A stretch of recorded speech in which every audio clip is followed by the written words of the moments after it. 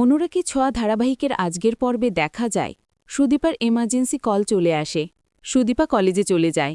অন্যদিকে পরমা অভ্রর সাথেই ওই নিলামের জায়গা থেকে বেরিয়ে আসে।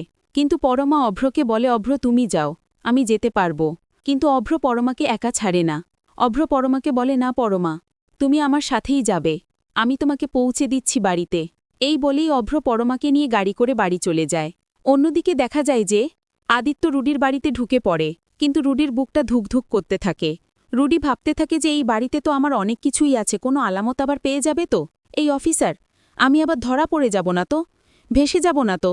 আমার হাতে এখনও একটা ট্রাম্প কার্ড আছে, যাকে আমি দীর্ঘ বছর ধরে বন্দি করে রেখেছি, আটকে রেখেছি, যা কেউ জানে না, গোটা দুনিয়া জানে সে মারা গেছে, কিন্তু সে তো আমার হাতের মুঠোই বন্দি। সে আমার চিরশত্রু, আর তাকে আমি এভাবেই বন্দি করে রাখব, আর এভাবেই তিলে তিলে মারব। না না, ওই ঘরের ধতে সেই আদিত্য পাবে না। অপরদিকে চারদিকে ভালো করে সবকিছু খুঁজতে থাকে আদিত্য, ওই ওষুধ জালিয়াতির কোনো ডকুমেন্টস পাই কিনা।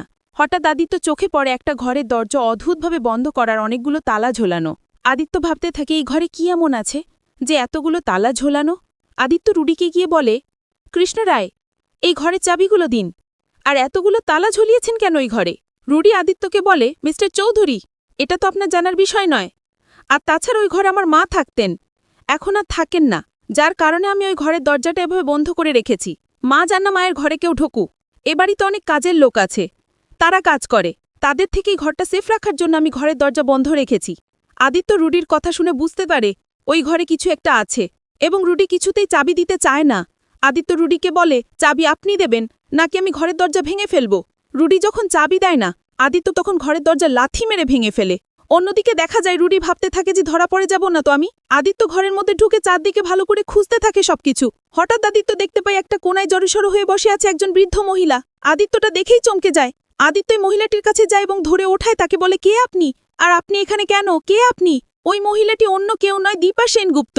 দীপা দেখে আদিত্যকে জড়িয়ে ধরে বাবা বাবা বলে কাঁদতে থাকে। খুব ভয় পেয়ে থাকে দীপা, এবং রুডির দিকে আঙ্গুল উঁচু করে বলে, ওই শয়তান আমাকে বন্দি করে রেখেছে। শোনেই চমকে যায় আদিত্য।